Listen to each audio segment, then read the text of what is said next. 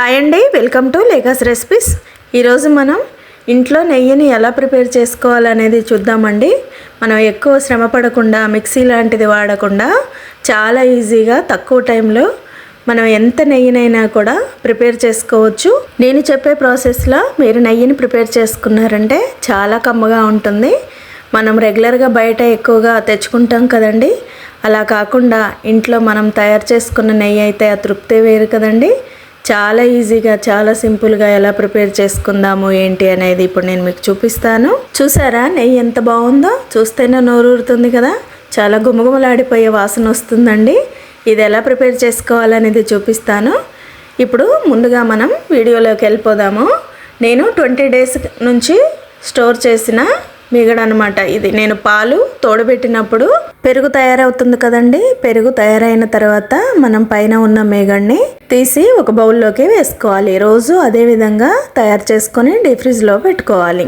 ఇలా రోజు కొంచెం స్టోర్ చేసుకున్న తర్వాత మనం 15-20 daysకి ఒకసారి వెన్నను తీసి నెయ్యిలాగా కరిగించుకోవచ్చు. అలా అయితే మనకి ఎక్కువ క్వాంటిటీ తయారవుతుంది, మనకి చేసుకోవడం కూడా ఈజీ. కాబట్టి మనం ఇంట్లో తయారు చేసుకున్న నెయ్యి అయితే చాలా కమ్మగా ఉంటుంది. ఇప్పుడు ప్రాసెస్లోకి వెళ్ళిపోదామండి.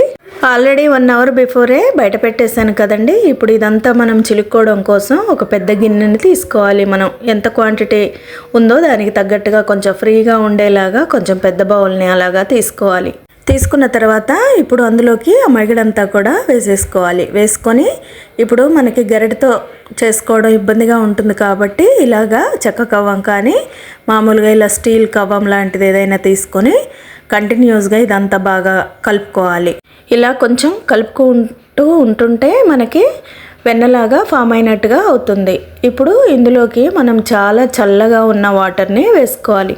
మనం ఏ టైంలో ప్రిపేర్ చేసుకున్నా కూడా ఫ్రిడ్జ్ వాటర్ని యూజ్ చేయాలి. అలా చేయడం వల్ల మనకి వెన్న అనేది చాలా త్వరగా వస్తుంది. అలా కొంచెం వాటర్ వేసుకున్న తర్వాత ఇలా కంటిన్యూస్గా కలుపుకుంటూ ఇంకొన్ని వాటర్ని యాడ్ చేసుకోవాలి. చేసుకొని మళ్ళా కంటిన్యూస్గా కలుపుకోవాలి. చూసారా మనకి పైన ఉండల్లాగా ఫామ్ అవుతుంది కదా.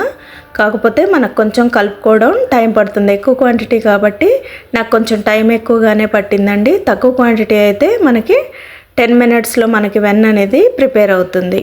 ఇలా కంటిన్యూస్గా కలుపుకున్న తర్వాత వెన్న అనేది మంచిగా ఫామ్ అయింది కదండి. ఇప్పుడు మనం వేరొక పెద్ద గిన్నెలోకి చల్లటి నీళ్ళని తీసుకొని ఇప్పుడు అందులోకి మనం ముందుగా తయారు చేసుకున్న వెన్నని ఇలా చేత్తో మంచిగా తీసుకుంటూ బాల్ లాగా చేసుకోవాలి. మనం తయారు చేసుకున్న వెన్నలో వాటర్ అనేవి చాలా చల్లగా ఉండాలి. అప్పుడైతే మనకు అలా ఉండలాగా ఫామ్ అవుతుందన్నమాట. ఇలా అంత దగ్గరగా అనుకుంటూ కొంచెం కొంచెం తీసుకుంటూ ఇలా బాల్స్ లాగా ప్రిపేర్ చేసుకొని మనం వేరొక గిన్నెలోకి వేసుకోవాలి. వెన్న తయారు చేసుకునేటప్పుడు మనం వాటర్ అనేవి చాలా చిల్డ్గా ఉండేలాగా చూసుకోవాలి. ఇప్పుడు ఇలా ప్రిపేర్ చేసుకున్న వెన్నంతా కూడా వేరొక బౌల్లోకి వేసుకొని ఇప్పుడు ఈ మజ్జిగని వేరొక గిన్నెలోకి వేసుకోవాలి. ఈ మజ్జిగ మనం ఫ్రెష్గానే ఉంటుంది కాబట్టి ఇంట్లోకైనా వాడుకోవచ్చు, లేదు ఎక్కువ రోజులది అనుకుంటే చెట్లకు కూడా పోయొచ్చు. ఇప్పుడు ఇదంతా కూడా ఒక బౌల్లోకి షిఫ్ట్ చేసుకున్న తర్వాత మళ్ళీ అదే గిన్నెలో ఇంకొన్ని వాటర్ని యాడ్ చేసుకోవాలి.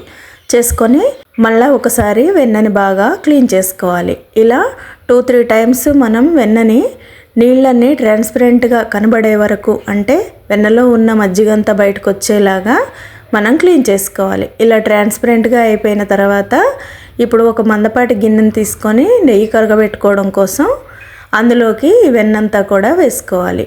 మనం ఎక్కువసార్లు కడుక్కోవడం వల్ల పాలతరకలు అనేటివి ఎక్కువగా ఉండకుండా నీట్గా వాష్ అయిపోతుంది.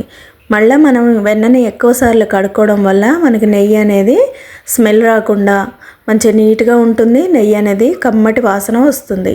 ఇప్పుడు ఇలా ప్రిపేర్ చేసుకున్న ఈ వెన్నని స్టవ్ ఆన్ చేసుకొని ఇప్పుడు స్టవ్ మీద పెట్టుకొని కొంచెం వేడెక్కే వరకు మీడియం ఫ్లేమ్లో పెట్టుకోవాలి. పెట్టుకొని ఇప్పుడు ఇదంతా కూడా అదే కవ్వంతో బాగా కలుపుకోవాలి.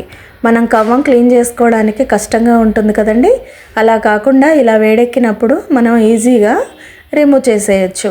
ఇప్పుడు ఇలా మొత్తం ఉడిపోయిన తర్వాత తీసేసి పక్కకు పెట్టుకొని ఏదైనా ఒక స్టిక్ కానీ చిన్న గరిటె కానీ తీసుకొని కంటిన్యూస్గా కలుపుకుంటూ పూర్తిగా ఫ్లేమ్ని సిమ్లో పెట్టుకొని కలుపుకుంటూ మరిగించుకోవాలి. ఇలా కంటిన్యూస్గా కలుపుకోవడం వల్ల మనకి అడుగు అనేది మాడకుండా ఉంటుందన్నమాట.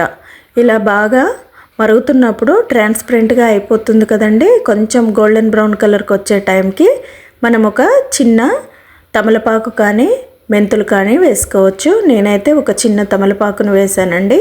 వేసేసి మళ్ళీ కొంచెం సేపు బాగా మరిగించుకోవాలి. ఇలా కలుపుకుంటూ మరిగించుకున్న తర్వాత ఇప్పుడు మనకి గోల్డెన్ బ్రౌన్ కలర్ అనేది వచ్చేస్తుంది. అలా వచ్చినప్పుడు మనం ఫ్లేమ్ ఆఫ్ చేసేయాలి. చేసిన తర్వాత ఒక 1/2 అవర్ 45 మినిట్స్ పాటు మంచిగా చల్లార్చుకోవాలి. ఇలా చల్లార్చుకున్న నెయ్యిని ఒక గిన్నెలోకి వడగట్టుకోవాలి. చూసారా, ఇలా బ్రౌన్ కలర్లో కాగితే మనకి గుమగుమలాడే నెయ్యి అనేది ప్రిపేర్ అవుతుందండి. ఇలా చల్లారిన తర్వాత ఒక గ్లాస్ జార్లో స్టోర్ చేసుకుంటే మనకి చాలా రోజులు నిలువ ఉంటుంది. నాకు చూసారా 3/4 కేజీకి తక్కువగా చాలా నెయ్యి అనేది తయారైపోయిందండి. చాలా సింపుల్గా ఈజీగా మనం ప్రిపేర్ చేసుకోవచ్చు. చూస్తుంటేనే నోరు ఊరుతుందండి. వాసన అయితే గుమగుమలాడిపోతుంది. మీరు ఒకసారి ఈ ప్రాసెస్లో ట్రై చేయండి, మీకు బాగా వస్తుంది. నచ్చిందా అండి ఇంట్లో తయారు చేసుకునే సింపుల్ నెయ్యి? నచ్చితే లైక్ చేసి ఫ్రెండ్స్కి ఫ్యామిలీ మెంబర్స్కి షేర్ చేసి లేఖాస్ రెసిపీ ఛానల్ని సబ్స్క్రైబ్ చేసుకోండి. Thank you.